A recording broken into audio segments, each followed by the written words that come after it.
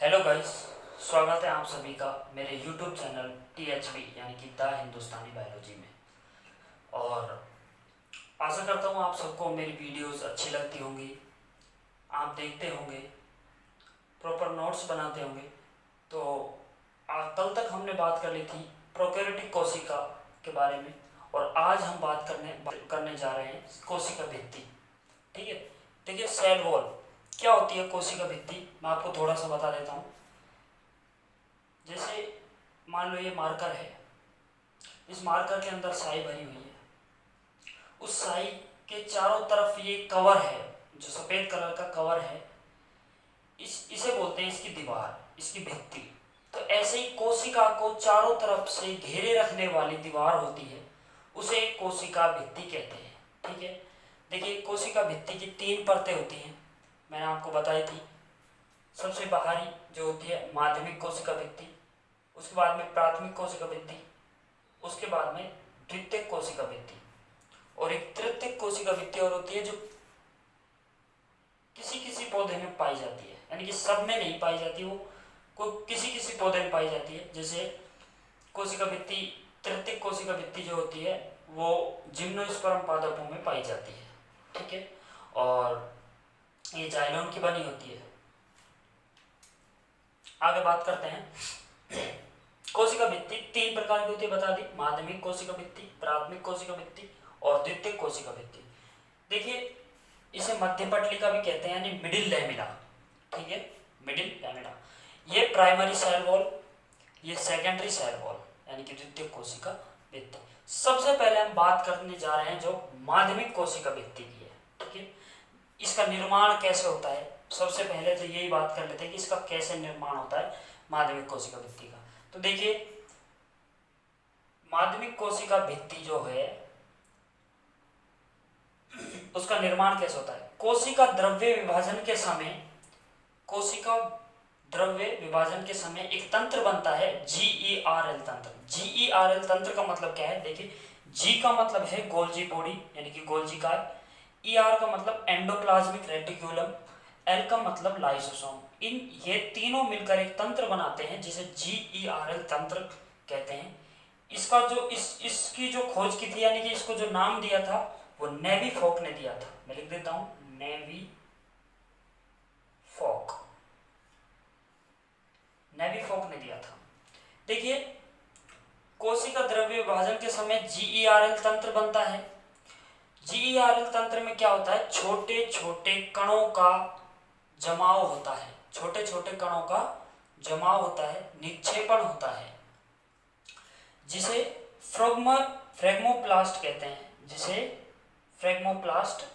हैं, ये कण क्या होते हैं, कैल्शियम, मैग्नीशियम, पैक्टिन, यानी कि इन फ्रेगमोप्लास्टों से जो निर्माण होता है वो होता है माध्यमिक कोशिका भित्ति का। ठीक है, ये माध्यमिक कोशिका भित्ति का निर्माण होता है। ये कण है कैल्शियम, मैग्नीशियम, पैक्टिन। देखिए मैं आपको बता देना चाहता हूँ कि जो एक कोशिका होती है दूसरी कोशिका से किस प्रकार जुड़ती है, ये जान लो आप आज कि एक कोशिका दूसरी कोशिका से किस प्रकार जुड़ती है, किस प्रकार चिपकती है। तो वो इन माध्यमिक कोशिका भित्ति की सहायता से चिपकती है, और ये कण उसमें मौजूद होते हैं, कैल्शियम, मैग्नीशियम और पैक्टिन। ठीक है, जैसे मान ले, सुनो, ये कोई कोशिका है, ये दूसरी कोशिका है, तो ये आपस में ऐसे कैसे चिपकेंगी, ये इसी माध्यमिक कोशिका भित्ति का कमाल है, मिडिल लैमेला का कमाल है, जो एक कोशिका दूसरी कोशिका से चिपकी हुई रहती है। और देखिए इस माध्यमिक कोशिका भित्ति को अंतराकोशिक सीमेंट भी कहते हैं। अंतराकोशिक सीमेंट क्यों कहते हैं, क्योंकि ये एक कोशिका को दूसरी कोशिका से चिपकने में मदद करती है, यानी कि ये अंतराकोशिक सीमेंट है। ऐसे एक कोशिका दूसरी कोशिका से चिपकती है, ये माध्यमिक कोशिका भित्ति के कारण, और इसलिए इसे कोशिक सीमेंट कहते हैं। देखिए एक आज मैं आपको बताता हूं, शायद आपको पता नहीं होगा, एक फल एक वृंत से किस प्रकार जुड़ा होता है, एक पुष्प पुष्प वृंत से किस प्रकार क्यों जुड़ा होता है, एक पत्ती तने से क्यों जुड़ी होती है, इन सब का कारण है माध्यमिक कोशिका परत, माध्यमिक कोशिका भित्ति जो है। ये जब बनती है तो एक पुष्प वृंत से, एक फल उसके डंठल से और एक पत्ती उसके वृंत से यानी तने से चिपकती है, वो माध्यमिक कोशिका भित्ति कारण। जैसे ये है, ये कोई पत्ती है, तो ये यहां पर माध्यमिक कोशिका भित्ति होगी।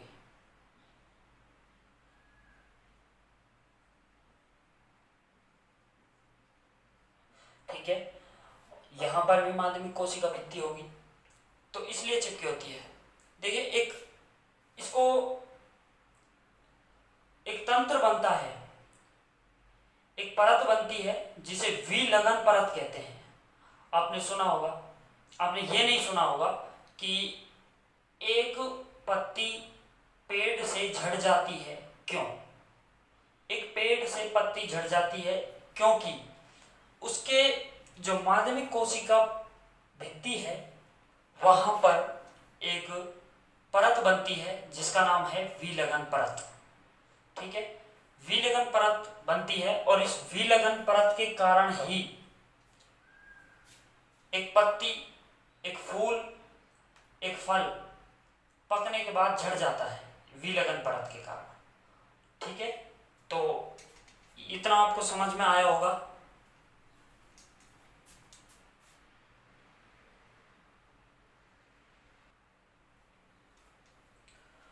और सुनिए, और बता देता हूं मैं आपको कि जो ये परत बनती है विलगन परत, विलगन परत इसको बनाने में जो सहायक होता है वो ABA हार्मोन होता है, यानी कि एब्सिसिक हार्मोन, नाम पढ़ा होगा आपने, एब्सिसिक हार्मोन, वो इस परत को बनाने में सहायता करता है। तो आपके क्वेश्चन आ सकता है कि विलगन परत किसे कहते हैं, तो आपको आंसर में लिखना होगा कि माध्यमिक कोशिका परत, माध्यमिक कोशिका भित्ति जब कमजोर हो जाती है तो एक परत बनती है जिसे विलगन परत कहते हैं, और यह विलगन परत में ABA हार्मोन सहायक होता है, और इसी परत के कारण एक फल, एक पत्ती, एक फूल पेड़ से एक समय पर टूट जाते हैं या फिर झड़ जाते हैं। ठीक है, आगे बात करते हैं हम प्राथमिक कोशिका भित्ति की। देखिए द्वितीय कोशिका भित्ति का निर्माण, माध्यमिक कोशिका भित्ति का निर्माण हो गया। अब बात करते हैं प्राथमिक कोशिका यानी प्राइमरी सेल वॉल की। देखिए ये जो भित्ति है यह माध्यमिक कोशिका भित्ति जो जिसका निर्माण हो चुका है, माध्यमिक कोशिका भित्ति का निर्माण हो चुका है। अब इसके ऊपर छोटे छोटे कणों का जमाव होएगा।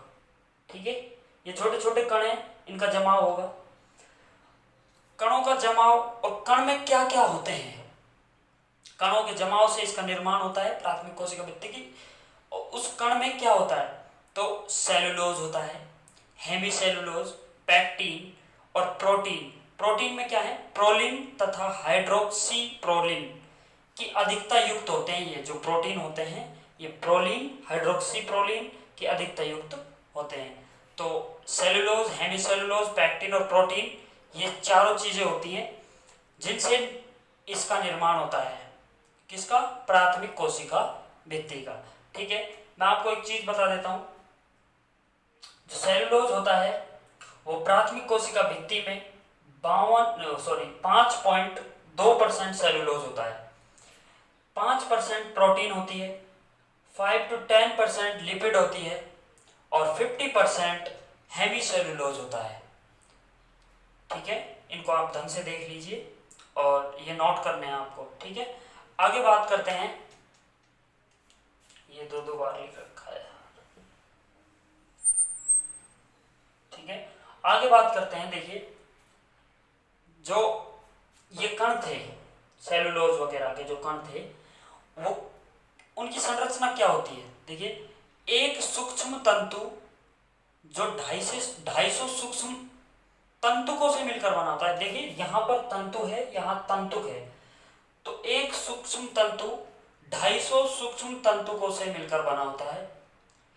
एक सूक्ष्म तंतुक 20 मिसेल से मिलकर बना होता है, और एक मिसेल 100 सेलुलोज के अणुओं से मिलकर बना होता है, और एक सेलुलोज 3000 ग्लूकोज के अणुओं से मिलकर बना होता है। अर्थात हमें एक सेलुलोज चाहिए तो 3000 ग्लूकोज चाहिए, और 3000 ग्लूकोज कब बनेंगे, जब एक सेलुलोज बनेगा, ठीक है।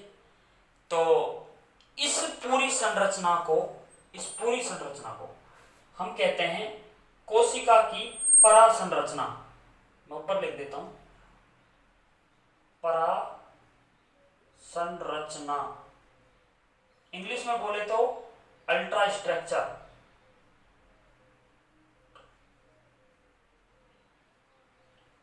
Ultra structure of cell wall, ठीक है। तो ये हो गई द्वितीयक कोशिका भित्ति, ये प्राथमिक कोशिका भित्ति, ठीक है। अभी इसको मैं इरेज कर देता हूं, आप इसका स्क्रीनशॉट ले लीजिए। द्वितीयक कोशिका भित्ति के बारे में अभी पढ़ेंगे। देखिए द्वितीयक कोशिका भित्ति की बात कर लेते हैं। सेकेंडरी सेल वॉल, दो कोशिका भित्ति बन गई थी, प्राथमिक और माध्यमिक। अब इसके ऊपर कुछ कणों का निर्माण यानी कि जमाव, निक्षेपण होता है। वो कौन कौन से कण हैं जिनसे द्वितीयक कोशिका भित्ति का निर्माण होगा। हेमिसेलुलोज, पैक्टिन, क्यूटिन, सुबेरिन और lignin. Hemicellulose, pectin, suberin, cutin और लिग्निन, इन चारों कणों का जमाव होगा, और ये सारे जमाव करके द्वितीयक कोशिका भित्ति का निर्माण कर देंगे, जो सबसे अंदर होती है। देखिए सेलुलोज जो है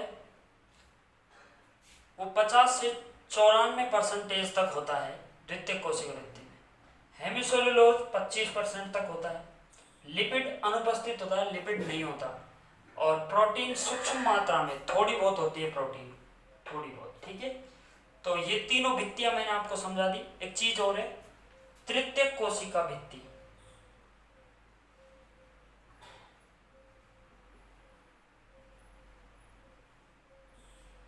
तृतीयक कोशिका भित्ति ये जिम्नोस्पर्म में पाई जाती है, ठीक है। जिम्नोस्पर्म में किसकी बनी होती है, जाइलीन, जाइलॉन की बनी होती है, और ये बहुत कम पौधों में पाई जाती है, बहुत कम, यानी कि सब में नहीं पाई जाती तृतीयक कोशिका भित्ति। और देखिए जिम्नोस्पर्म में भी कहाँ पाई जाती है, जहां जाइलम फ्लोएम होते हैं, जाइलम चालनी नलिकाओं में।